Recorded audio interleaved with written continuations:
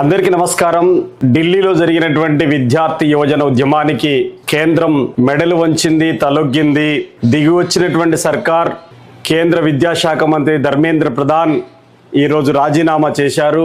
విద్యార్థుల పోరాటం అనేటువంటిది ఒక మహోద్యమంగా మారి యావత్ దేశాన్ని కదిలించినటువంటి పోరాటంగా ప్రతిపక్షాల్ని, రాజకీయ పార్టీల్ని, మేధావుల్ని, విద్యావంతుల్ని, సుప్రీంకోర్టు న్యాయమూర్తుల్ని సైతం కదిలించినటువంటి ఒక మహత్తరమైనటువంటి ఉత్తేజపూరితమైనటువంటి ఉద్యమంగా ఢిల్లీలో జరిగినటువంటి ఉద్యమం, జూలై 20వ తేదీన జరిగినటువంటి ఉద్యమం దేశాన్ని కదిలించింది. కానీ నియంత ప్రభుత్వంగా ఉన్నటువంటి నరేంద్ర మోడీ సర్కార్ మాత్రం ఏమాత్రం కదలలేదు. లక్షలాది మంది విద్యార్థులు అన్ని రాష్ట్ర రాజధానుల్లో కదం తొక్కినటువంటి పరిస్థితిని కూడా చూశాం. కానీ నరేంద్ర మోడీ ప్రభుత్వం మాత్రం మౌనవ్రతం వీడలేదు. చివరికి జూలై 20వ తేదీన జంతర్ మంచర్ నుంచి పార్లమెంటుకు మార్చి జరిగినటువంటి సందర్భంలో వందలాది మంది విద్యార్థుల తలలు పగిలినాయి, క్షతగాత్రులైర్లు, హాస్పిటల్ పాలైనటువంటి పరిస్థితి ఉంది. పోలీసుల ముసుగులో అనేక మంది సివిల్ డ్రెస్ లో వచ్చినటువంటి అసాంఘిక శక్తులకు ఉన్నటువంటి వాళ్ళు ఆర్ఎస్ఎస్, బీజేపీ ఎవరా తెలియదు. కానీ సివిల్ డ్రెస్ లో వచ్చినటువంటి వాళ్ళు తమ కర్రలకి పొడవాటి మొలలు పెట్టుకొని విద్యార్థుల మీద చితకబాదితే రక్తం పారినటువంటి పరిస్థితి ఉంది. విద్యార్థుల రక్తం చవి చూసినటువంటి కేంద్ర ప్రభుత్వం దిగిరాకక తప్పలేదు. ఈ రోజు ఒక విద్యార్థులు జరుపుతున్నటువంటి పోరాటం ఎంత ఉత్తేజభరితంగా ఉంది, ఎంత ఉత్సాహాన్ని ఇచ్చింది. ఈ దేశంలో అన్ని రకాలుగా ఉన్నటువంటి ప్రజాస్వామిక శక్తులకి ఒక ఉత్తేజాన్ని ఇచ్చేటువంటి పద్ధతులలో, రోమాలు లిక్కపడిచేటువంటి పద్ధతుల్లో ఉంది. ఒక విద్యార్థిని మొత్తం వెహికల్ ని అడ్డుకొని చూపించినటువంటి ఉత్తేజం, ఆ ధైర్యం, ఆ పోరాట పటిమ, ఆ తెగింపు అనేటువంటిది దేశంలో ఉన్నటువంటి అనేక మందికి ఒక ఉత్తేజాన్ని ఇచ్చినటువంటి పరిస్థితి ఉంది. ఒక విద్యార్థి నాయకుడు పోలీసులు 10 మంది ఎగబడి కొడతా ఉంటే కొట్టండి, చంపండి అని చెప్పినటువంటి పోరాటం మామూలు పోరాటం కాదది. అనేక మందికి స్ఫూర్తినిచ్చేటువంటి ఆ ధైర్యం, ఆ తెగువ మనందరం గుర్తుపెట్టుకోవాల్సిన అవసరం ఉంది. ఈరోజు దేశంలో సుమారు 12 ఏళ్ల కాలంలో 2 సందర్భాల్లో నరేంద్ర మోడీ ప్రభుత్వం దిగొచ్చింది.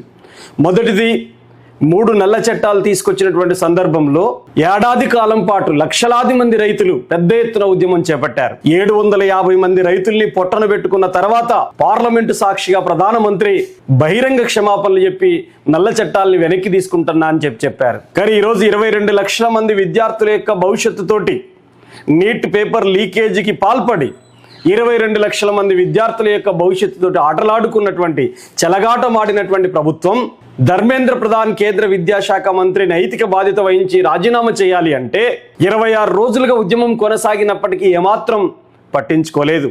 చివరికి దేశ ప్రధానమంత్రి నరేంద్ర మోడీ గారు, మనందరికీ తెలుసు, కరోనా టైంలో ఆయన మాట్లాడినటువంటి మాటలు, మళ్ళీ ఈరోజు మాట్లాడినటువంటి సెల్ఫీ వీడియో. నరేంద్ర మోడీ గారు డైరెక్ట్ మీడియా ముందు మాట్లాడరు, మన్ కీ బాత్లోనే మాట్లాడతాడు, మనుషులతోటే మాట్లాడతాడు, మీడియాతో మాట్లాడని చెప్పినటువంటి వాళ్ళు ఈరోజు విద్యార్థి యువజన ఉద్యమానికి తలొగ్గి నరేంద్ర మోడీ సైతం సెల్ఫీ వీడియో మాట్లాడుకోవాల్సినటువంటి పరిస్థితికి ఎందుకు వచ్చిందంటే ఇది విద్యార్థి యువజనులు విసిరినటువంటి దెబ్బ తప్ప మరొకటి కాదు అనేటువంటిది మనం ఆలోచించాలి. అందుకని ఆ రోజు ఆ విజయం రైతాంగం తీసుకొస్తే, కాకపోతే కేంద్ర ప్రభుత్వం 750 మంది రైతుల్ని పొట్టన పెట్టుకుంది. ఈ రోజు 22 మంది విద్యార్థులు తమ భవిష్యత్తుని కోల్పోవటమే కాదు, 22 మంది విద్యార్థులు ప్రాణాలు కోల్పోయినటువంటి పరిస్థితి ఉంది. ఎవరు కారణం? కేంద్ర ప్రభుత్వం చేసినటువంటి హత్య. 22 మంది విద్యార్థులు చావులకి కారణం కేంద్ర ప్రభుత్వం బాధ్యత వహించాల్సిన అవసరం ఉంటుంది. అందుకనే ఢిల్లీలో జరుపుతున్నటువంటి కాక్రోచ్ జనతా పార్టీ 3 ముఖ్యమైనటువంటి డిమాండ్లను ముందుకు తెచ్చింది.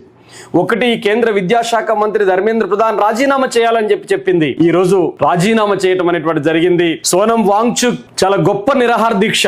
మనందరి గతంలో తెలుసు, కాంగ్రెస్ అధికారంలో ఉన్నప్పుడు అవినీతికి వ్యతిరేకంగా లోక్పాల్ బిల్లు కోసం ఆయన చేసినటువంటి దీక్ష, అన్నా హజారే చేసినటువంటి దీక్షకి ఆ రోజు బీజేపీ మద్దతు ఇచ్చింది. ఈ రోజు సోనం వాంగ్చుక్ చేసినటువంటి పోరాటం అనేటువంటిది, ఈ దీక్ష అనేటువంటిది వాళ్ళు చాలా వ్యంగ్యస్త్రాలు విసిరారు, ఆ దీక్షను అవమానించారు. ఢిల్లీలో జరుగుతున్న విద్యార్థి ఉద్యమం పైన అనేక అవాకులు చెవాకులు పేరారు, అసత్య ప్రచారం చేశారు, అబద్ధాలను చెప్పారు. ఈ పోరాటంలోకి విదేశీ శక్తులు జొరబడ్డాయన్నారు, అసాంఘిక శక్తులు వచ్చాయన్నారు, రోహింగ్యాలు వచ్చినాయని చెప్పారు, విదేశీ నిధులతో జరుగుతుందని చెప్పారు. అనేక రకాల అబద్ధాలు చెప్పినప్పటికీ విద్యార్థులు సరైనటువంటి స్పందన చేశారు. వాళ్ళు ఎత్తుకున్నటువంటి డిమాండ్స్ ఏమిటి? ఈ ధర్మేంద్ర ప్రధాన్ రాజీనామా చేశాడు ఇప్పుడు. కానీ విద్యార్థులందరూ చనిపోయిన విద్యార్థులకు ₹1 కోటి ఇవ్వాలని చెప్పారు. ఎన్టీఏని రద్దు చేయాలని చెప్పాడు. ఇప్పుడు ఎన్టీఏని రద్దు చేయాల్సినటువంటి ఆవశ్యకత ఉంది. చాలా రాష్ట్రాలు చెప్తున్నాయి ఎన్టీఏ అనేటువంటిది కేంద్ర ప్రభుత్వం ఆధీనంలో ఉండకూడదు, రాష్ట్రాల జాబితాలోనే ఉండాలని చెప్పింది. పక్కన ఉన్నటువంటి తమిళనాడు రాష్ట్ర ప్రభుత్వం దీనిపైన స్పందించింది. మన తెలంగాణ ప్రభుత్వం కూడా స్పందించాలి. నీట్ అనేటువంటిది రాష్ట్రం ప్రభుత్వ ఆధీనంలోకి రావాల్సిన అవసరం ఉంది. కేంద్రం తమ అధికారాన్ని గుప్పిట్లో పెట్టుకొని విద్యార్థుల ప్రాణాలతో చెలగాటమాడేటువంటి ఈ వైఖరికి పులి స్టాప్ పెట్టాలంటే ఎన్టీఏను తక్షణమే రద్దు చేయాలి. నీట్ను రాష్ట్ర ప్రభుత్వం ఆధీనంలోకి తీసుకోవాల్సిన అవసరం ఉంది అనేటువంటిది ఒక డిమాండ్ గా ఉన్నటువంటి పరిస్థితి ఉంది. ఈ రోజు ధర్మేంద్ర ప్రధాని రాజీనామా చేసినటువంటి దాని వెనకాల ఉన్నటువంటి ఈ దుష్ప్రచారం ఏదైతే రాజీనామా చేసిన తర్వాత కూడా ఈ రోజు విద్యార్థి యువతరం ఈ దేశానికి ఇస్తున్నటువంటి సందేశం ఏమిటి? ప్రజాస్వామ్యం ఎప్పటికైనా గెలుస్తుంది అని చెప్పింది. పోరాటం ఇప్పుడు వృధా పోదు అని చెప్పింది. పోరాటం మాత్రమే విజయాన్ని ఇస్తుంది తప్ప డాక్టర్ బిఆర్ అంబేద్కర్ మాటల్లో చెప్తే అడుక్కుంటే వచ్చేది భిక్ష, పోరాడితే వచ్చేది విజయం ఫలితం అని చెప్పేసి బాబాసాహెబ్ అంబేద్కర్ చెప్పాడు. ఆయన యొక్క చిత్రపటాల్ని చేతబట్టినటువంటి విద్యార్థి యువజనులు సామాజిక న్యాయం ఉద్యమాన్ని దాంట్లో వెల్లువెత్తినటువంటి పరిస్థితి ఉంది. మరొక వైపున నవ్వుతూ ఉరికంబం ఎక్కినటువంటి భగత్ సింగ్ ఒక విప్లవ వీరుడు.